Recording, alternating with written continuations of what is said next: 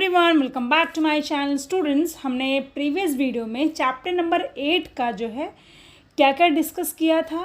हमने उस चैप्टर में आपके साथ फाइनेंशियल एडमिनिस्ट्रेशन डिस्कस किया था, फिजिकल पॉलिसी क्या होती है, रेवेन्यू एंड कैपिटल बजट क्या होता है, ये सारी चीज़ें हमने डिस्कस की थी। गवर्नमेंट बजट क्या होता है।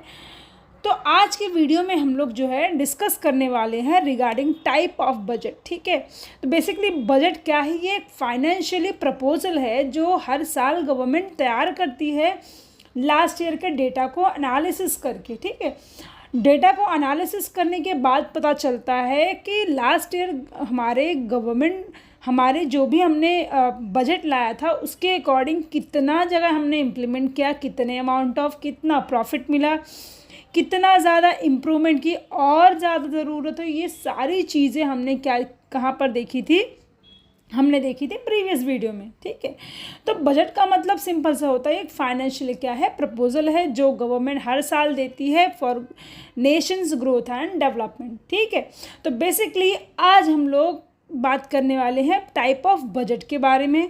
टोटल कितने टाइप होते हैं, 3 टाइप होते हैं। पहला बैलेंस बजट होता है, सरप्लस होता है और डेफिसिट होता है। बैलेंस कब होता है, जब गवर्नमेंट की रेवेन्यू और गवर्नमेंट का रिसिप्ट और गवर्नमेंट का एक्सपेंडिचर, गवर्नमेंट को रेवेन्यू भी बोल सकते हो, दोनों इक्वल होता है। यानी कि जितना गवर्नमेंट ने एक्सपेंडिचर किया उतना उन्हें रिसिप्ट मिला, तो वो बैलेंस हो जाता है। लेकिन अगर जब एक्सपेंडिचर कम होता है और डेफिसिट एक्सपेंडिचर कम होता है और रिसिप्ट ज़्यादा हो जाता है, वो सरप्लस हो जाता है। अब इसका उल्टा, जब एक्सपेंडिचर ज़्यादा हो जाता है और सरप्लस कम हो जाता है, उसे ही डेफिसिट कहा जाता है। As simple as that. चलो इसको हम डीप में डिस्कस करते हैं। तो बैलेंस बजट क्या है students? Government budget is said to be balanced when estimated revenue and expenditure of the government are equal। हमेशा याद रखो, दोनों इक्वल होता है। यानी कि जो गवर्नमेंट की रिसिप्ट होती है और गवर्नमेंट का एक्सपेंडिचर, जितना गवर्नमेंट ने एक्सपेंडिचर किया था उतना रिटर्न में आया, तो वो क्या हो गया, बैलेंस बजट हो गया। So the concept of balance budget was advocated by classical economics. किसने दिया था इसे? एडम स्मिथ ने दिया था। And it is considered as neutral its effect on the working of economy and hence they regarded as the best. यानी कि ये एक बेस्ट तरीका साबित हुआ न्यूट्रल तरीके से दोनों चीज़ को बैलेंस करने का। So however modern economist believe that the policy of balance budget may not always be suitable for the economy, but modern government are welfare and entitle, so hence they can't keep their expenditure at the level of their receipt। देखो, अब इसके पीछे का reason ऐसा है कि देखो, जो अभी मॉडर्न इकोनॉमी है वो क्या होती है, वो ज़्यादा से ज़्यादा अपना पैसा जो है वो गवर्नमेंट यानी कि जो देश के डेवलपमेंट के लिए खर्चा कर देती है। यानी कि अपना ज़्यादा से ज़्यादा पैसा सोशल वेलफेयर के लिए लगा देती है, वेलफेयर एंटाइटल के लिए लगा देती है। तो ये पॉसिबल ही नहीं है कि गवर्नमेंट ने जितना प्रपोजल डाला है उतना ही रिसिप्ट मिलेगा। ठीक है, तो इसीलिए ये क्या होता है, समटाइम ये अनफेयर हो जाता है और ये एक्यूरेट डेटा ना देने की वजह से जो मॉडर्न इकोनॉमिस्ट है वो इसे यूज़ नहीं करते। अब नेक्स्ट हम बात करते हैं सरप्लस बजट की। तो सरप्लस बजट क्या होता है? Government budget is said to be surplus when estimated government receipt are more than estimated government expenditure. अभी मैंने बताया कि रिसिप्ट ज़्यादा होगी एक्सपेंडिचर से, ठीक है, तब वो क्या हो जाएगा, सरप्लस बजट हो जाएगा। A surplus budget may prove useful during the period of, ये जो सरप्लस बजट का जो कॉन्सेप्ट है ये कब अच्छा यूज़ में आता है, ये इन्फ्लेशन के टाइम पे आता है। In the period of inflation there is a tendency for price to rise rapidly, so these need to be checked, particularly in the interest of those who have more or less fixed income। यानी कि उन लोगों के लिए आता है जहाँ पे लोगों की जो इनकम होती है आइदर वो कम होती है या ज़्यादा होती है या फिक्स नहीं होती, टाइम टू टाइम चेंज होती रहती हैं। And the rise of price can be check by the lowering the level of effective demand. in the economy. So this can be done by increasing tax, which would be increase the revenue of government and reduce the purchasing power of the people. अब इसका concept यहाँ पे समझो, यहाँ पर क्या, यहाँ ये इस कॉन्सेप्ट की वजह से क्या होता है, जो टैक्स होता है वो इंक्रीज हो जाता है, यानी कि गवर्नमेंट की जो रेवेन्यू हो वो बढ़ जाती है ना, और जो लोगों का परचेसिंग पावर होता है वो क्या हो जाता है, कम हो जाता है. As a result the aggregate demand will fall, leading to downward movement in the price and thus inflationary pressure can be controlled. Okay, so surplus budget should not be used in this situation other than inflation as per the lead of unemployment and low level of output in an economy. जब inflation आता है तभी ये इसका use किया जाता है, किसका, सरप्लस बजट का, और बाकी टाइम में क्यों यूज़ नहीं किया जाता है, क्योंकि यहाँ जो गवर्नमेंट जो इकोनॉमी होती है उसमें ज़्यादा से लोग तो ये तो अनएम्प्लॉयड होते हैं, या उनका जो आउटपुट होता है वो बहुत ही कम होता है, कि जो सैलरी होती है वो काफ़ी कम होती है. तो इस सिचुएशन में ये जो है वो अप्लाई नहीं हो पाती है. नेक्स्ट आता है डेफिसिट. अब इसका उल्टा, जब गवर्नमेंट की रिसिप्ट ज़्यादा हो, कम हो, एक्सपेंडिचर ज़्यादा हो, तो उसे डेफिसिट बजट कहा जाता है. Government budget is said to be deficit when anticipated government receipt are less than the estimated government expenditure. So यहाँ पे दिया गया है, ठीक है. A deficit budget may prove useful during the period of depression. अब देखो, पहले तो मॉडर्न इकोनॉमी जो है वो बैलेंस बजट को यूज़ नहीं करती. दूसरा जो सरप्लस बजट है वो इन्फ्लेशन के टाइम पे काम देता है. लेकिन अगर हम बात करते हैं डेफिसिट बजट की, तो वो किस टाइम पे काम आता है, वो काम आता है डिप्रेशन के टाइम पे, जब इकोनॉमी में डिप्रेशन होता है.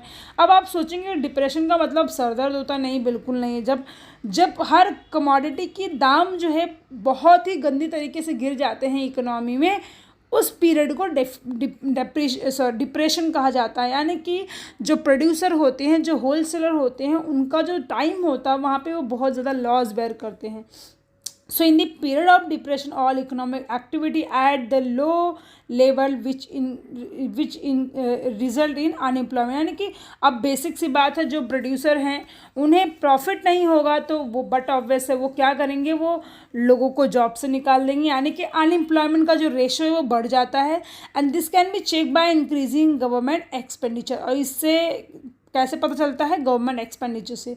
दे borrow money and through deficit financing, and this will increase employment and aggregate demand, effective demand for goods and services, which would encourage further investment. And modern times deficit budget is the most commonly implemented policy of any government. यानी कि आज के time में जितनी भी government policies बनती उन सारों में किसका यूज़ किया जाता है, डेफिसिट बजट का यूज़ किया जाता है. So developing countries like India have consistently resorted the deficit budget techniques for economic develop, यानी कि इकोनॉमी का ग्रोथ करने के लिए यूज़ किया जाता है. क्या यूज़ किया जाता है, डेफिसिट बजट. अब हम बात करते हैं इम्पॉर्टेंस ऑफ बजट की. अब इम्पॉर्टेंस क्या है, यानी कि अगर बजट आ रही है तो इसके क्या इम्पॉर्टेंस होता है, लोगों के लिए क्या बेनिफिट करती है, ये सारी चीज़ें हम डिस्कस करेंगे. So importance of budget. Union budget is important because it affect people and economy in general number of way. किस तरीके से अफेक्ट करती है, tax are most interesting part of budget. देखो, जो टैक्स होता है वो बहुत इंटरेस्टिंग पार्ट होता है. इसका रीज़न ऐसा है कि जो गवर्नमेंट का जो सोर्स ऑफ इनकम है वो सिर्फ क्या होता है, वो टैक्स होता है. यानी कि गवर्नमेंट वहीं से कमाती है, चाहे वो बिजनेस लेवल से कमाए या फिर चाहे वो इंडिविजुअल लेवल से कमाए, तो वो उसकी क्या हो जाती है, इनकम हो जाती है. So the level of disposable income. अब disposable income of the tax payer depend on the tax rate present in the budget. अब डिस्पोजेबल टैक्स इनकम का मतलब क्या होता है, जो भी टैक्स पे करने के बाद आपके सेल्फ कंजम्पशन के लिए पैसा बचता है उसे ही डिस्पोजेबल इनकम कहा जाता है.